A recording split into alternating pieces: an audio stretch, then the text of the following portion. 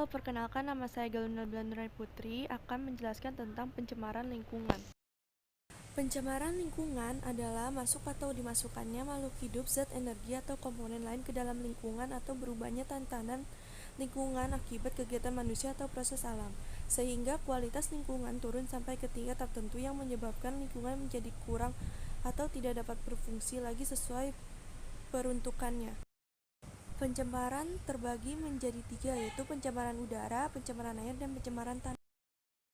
Polusi udara atau pencemaran udara. Pencemaran udara dapat berupa gas dan partikel, contohnya sebagai berikut. Gas H2S. Gas ini bersifat racun, terdapat di kawasan gunung berapi, bisa juga dihasilkan dari pembakaran minyak bumi atau batu bara. Gas CO dan CO2. Karbon monoksida atau CO tidak berwarna dan tidak berbau, bersifat racun, merupakan khas pembakaran yang tidak sempurna dari bahan pembuangan mobil dan mesin letup. Gas CO2 dalam udara murni berjumlah 0,03%. Bila melebihi toleransi dapat mengganggu pernapasan. Dampak dari pencemaran udara sendiri adalah hujan asam, perubahan cuaca yang ekstrim, penipisan ozon, peningkatan kasus kerusakan mata, hingga kanker kulit. 7 hal kecil yang untuk membantu mengurangi polusi udara. 1. Menggunakan transportasi publik. 2. Menanam tanaman anti polutan. 3. Menghindari bakar sampah sembarangan. Coba urban farming, uji emisi kendaraan, mengurangi konsumsi daging, hemat energi. Pencemaran air. Pencemaran air adalah suatu perubahan keadaan di suatu tempat penampungan air seperti danau, sungai, lautan, dan air tanah akibat aktivitas manusia. Danau, sungai, dan air tanah adalah bagian penting dalam siklus kehidupan manusia dan merupakan salah satu bagian dari siklus hidrologi. Pencemaran air dapat disebabkan oleh berbagai hal dan memiliki karakteristik yang berbeda-beda. Meningkatnya kandungan nitrogen dapat mengarah pada eutrofikasi. Sampah organik seperti air comberan menyebabkan peningkatan kebutuhan oksigen pada air yang menerimanya, yang mengarah pada berkurangnya oksigen yang dapat berdampak parah terhadap seluruh ekosistem.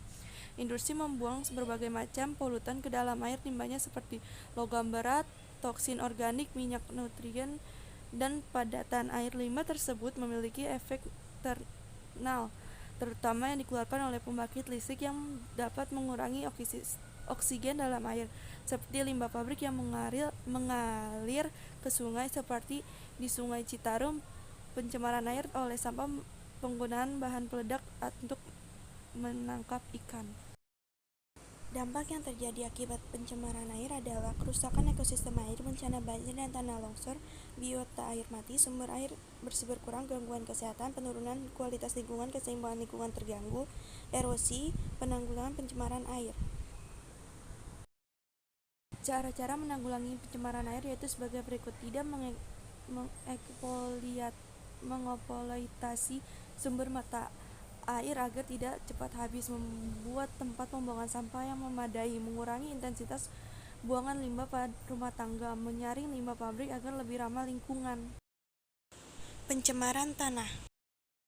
Polusi tanah berarti degradasi atau kerusakan permukaan dan tanah bumi berakibat pada berkurangnya kualitas atau produktivitas tanah sebagai tempat ideal untuk kegiatan konstruktif seperti pertanian, kehutanan, dan lain-lain.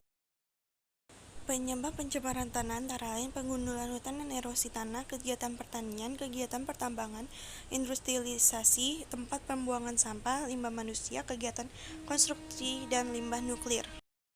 Penanggulangan pencemaran tanah adalah dengan mereboisasi, remediasi, bioremediasi, penggunaan 3R, kurangi pestisida dan pupuk kimia, membuang sampah pada tempatnya, dan membuat perkebunan alami.